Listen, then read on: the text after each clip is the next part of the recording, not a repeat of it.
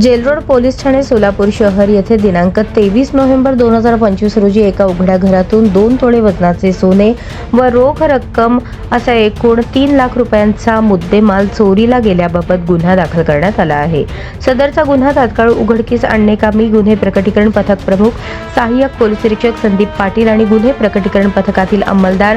Police आयुक्त M राजकुमार, police उपायुक्त परिमंडळ विजय कबाडे, सहाय्यक पोलीस आयुक्त विभाग 1 प्रताप पोमण यांनी गुन्हा उघडकीस आणण्याबाबत आदेशित केले होते। 24 नोव्हेंबर 2025 रोजी जेलरोड पोलीस ठाण्याकडील police head constable Abdul Shaikh यांना गोपनीय बातमीदारामार्फत बातमी मिळाली की एका महिलेकडे सदर गुन्ह्यात चोरीस गेलेले सोने आणि रोख रक्कम आहे। खात्रीशीर बातमी मिळाल्यावरून जेलरोड पोलीस ठाण्याकडील महिला अंमलदार, महिला police head constable Anuradha Guttikonda यांच्या मार्फत महिला नामे आसमा परवीन आरिफ वय 40 राहणार शास्त्री नगर सोलापूर हिला पोलीस ठाण्यात बोलावून चौकशी केली असता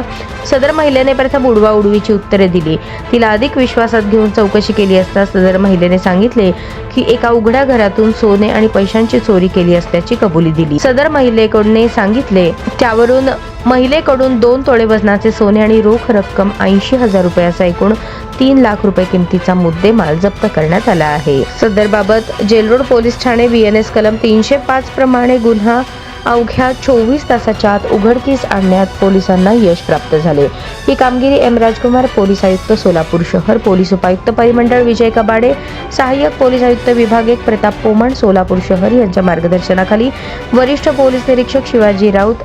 पोलीस निरीक्षक गुन्हे भाऊराव बिराजदार, सहाय्यक पोलीस निरीक्षक संदीप पाटील, महिला police head constable Anuradha Guttikonda, सहाय्यक फौजदार MD नदाफ, गजानन कणगिरी, शरीफ शेख, पोलीस हवालदार वसंत माने, धनाजी बापर, अब्दुल वहाब शेख, पोलीस नाईक भारत गायकवाड, कॉन्स्टेबल इकरार जमादार, उमेश सावंत, युवराज गायकवाड, कल्लप्पा देखाणे, संतोष वायदंडे, विठ्ठल जाधव यांनी केली आहे।